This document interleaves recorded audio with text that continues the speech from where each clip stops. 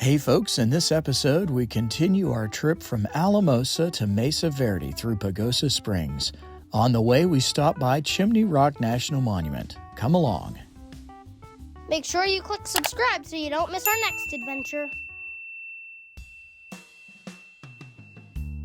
This was a big day. Wolf Creek Pass and Treasure Falls, and now Chimney Rock. Honestly though, it's only a short detour off of US 160. As Pierce would say, why not?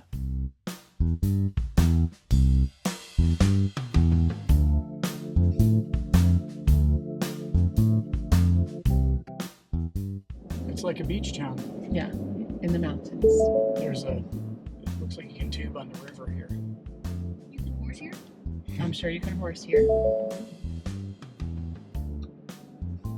Kayaking, river walk. Oh, wow. Why didn't we stay here? Right? We're not at all close to anything we want to go to.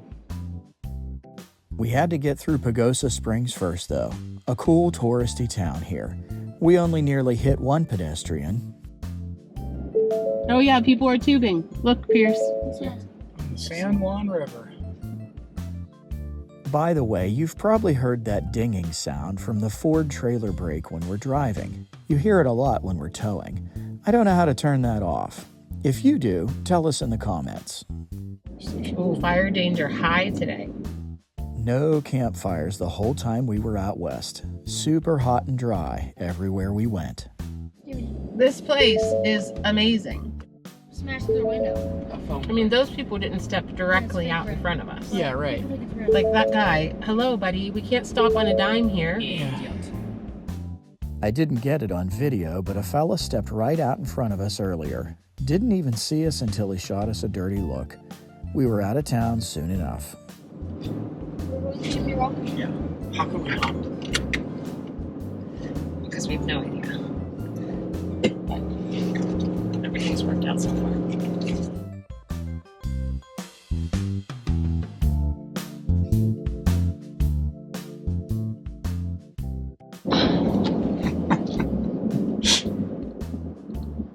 What are you laughing at?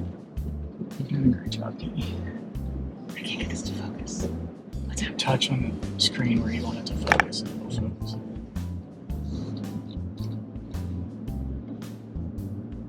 Did you try to go slow?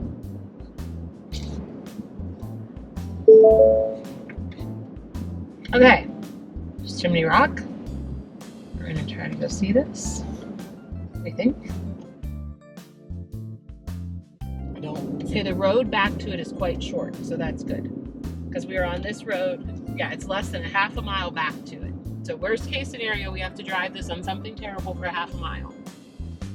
We were traveling with a 29-foot bumper pull camper. You can totally drive a rig like this into the parking lot for the Chimney Rock Visitors Center. Okay, two bonuses today. We decided to stop at Chimney Rock National Monument because, I mean, why not? right, we were driving right by it almost. So I don't know if we'll actually go up to it or not, but we can get the trailer up to the visitor center. It looks like there's a big enough parking lot for it up here. And then there's a shuttle that goes up to the actual Chimney Rock. So yeah, it's a dirt road. I mean, we've certainly been on campground roads that are worse than this. So. Chimney Rock National Monument is managed by the U.S. Forest Service. It's not a national park unit, even though the displays and cool visitor center are here too. The America the Beautiful Pass works here also. The rangers will shuttle you to the top in these luxurious vans. Okay, here's the shuttle. We brought our camper, so I guess they'll take us up there in this. All right, what is this called, Katie? Chimney Rock. Chimney Rock, but we're going to the what? The Great House? Okay. Is that right? We're up pretty high. They drove us up here in a van on a very, very windy dirt road. And we kept going up, up, up. And it's a little bit late in the day for this experience. We probably have 7 hours to go until we get to our campsite. Not really. But, I mean, if you're here, you have to see it, right? They gave us a laminated guide down there, told us to go to stop number 11. We took the Great House Trail. This building is the Ridge House. This whole area is ancient and mysterious. The northern major lunar standstill would appear every 18.6 years between Chimney Rock and Companion Rock. It was a very significant event for these ancient people. This is the Ridge House. It makes sense, it's on a ridge. Oh my gosh, look at the view, Green. Yeah, the views. Colorado is beautiful.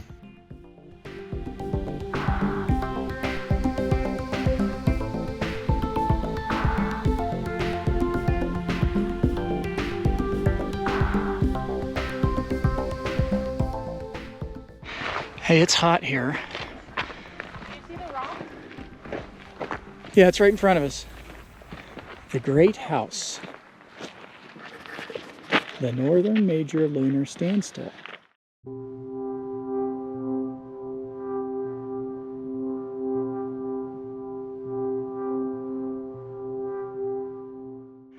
Can't even see the visitor center from up here. I'm guessing that road over there is probably the road we came up on. It's a hike. All right, we just went past stop 12. Took an amazing panoramic view of this valley. On our way up here, the ranger was telling us that this valley, the road we drove in on, is a migration route. And they have built overpasses and underpasses for elk and deer. It's just amazing. Imagine if this was your front porch. This part of the monument is pretty high, and while the paths are wide, it would be a long way down if you fell.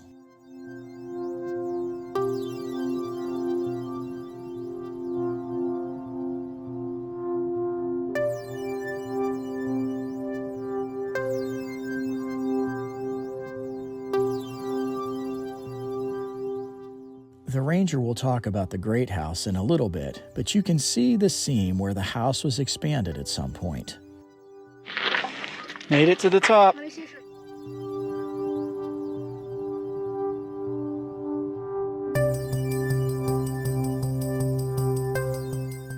It would have been majestic to see the moon between the two rock formations. That's a ventilation shaft. That was their air conditioning, just like you have at home. They lived underground, or we're above that door thing, right? So like, did they have multiple levels? What door? Where that wooden thing was? That's not a door. That's just an area marking off what the first archaeologists saw when they got up here. Gotcha. Twin gods of war, and they had names. They were brothers, and we think one of the reasons they built up here, in addition to being a great place to have an observatory, was that these two pinnacles may have represented those two deities in their mind. Okay. For this structure here was only inhabited by the high priest, the elite of the group. Okay. It's all this. So these were the astronomers of the people down here. Okay. Their job was to know everything about the sky, and this is why they occupied this space. We don't know if there was one or if there were 10. Okay.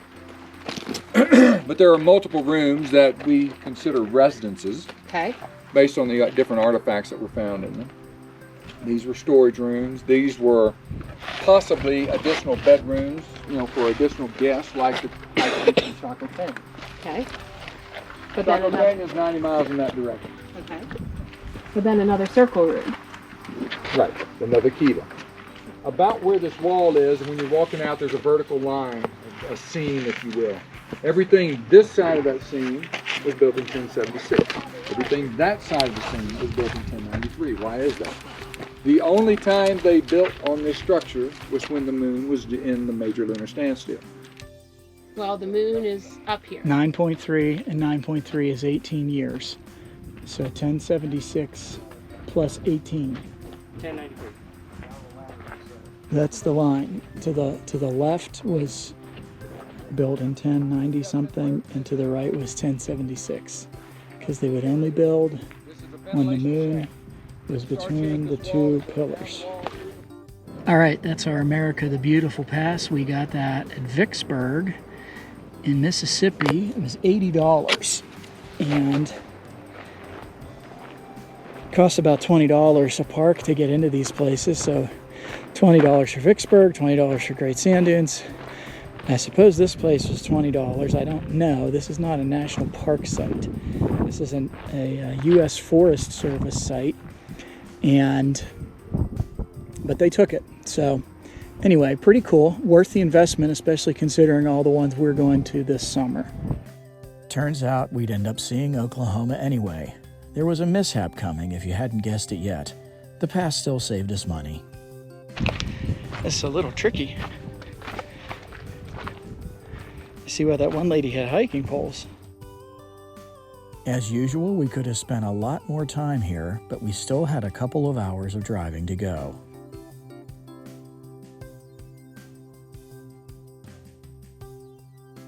We still had to travel around Durango and then down through Mancos to Mesa Verde. We'd had an eventful day with a short hike at Wolf Creek Pass, Treasure Falls, and finally Chimney Rock. We were tired and hungry by this point, and hot.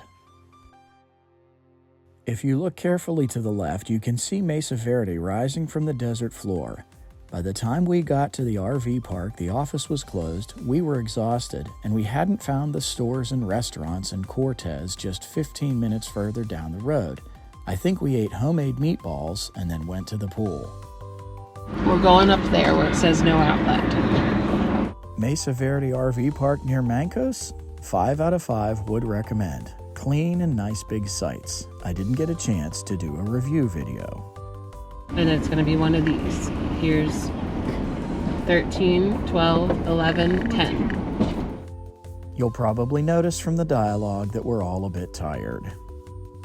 Try to get in that shade tree. Like the truck. Oh my god. The camper won't fit there, honey. Super long. Sorry. I mean, I guess I could pull Get it any in. part of it there if you can. Or not. It doesn't matter. Do what you need to do. We made it. Mrs. Daub Squad wanted badly to visit Mesa Verde, and here we were, literally on the doorstep of this mysterious and iconic national park. Next video will take you there. Thanks for watching, and please remember to subscribe to our channel, like and share this video, and comment below.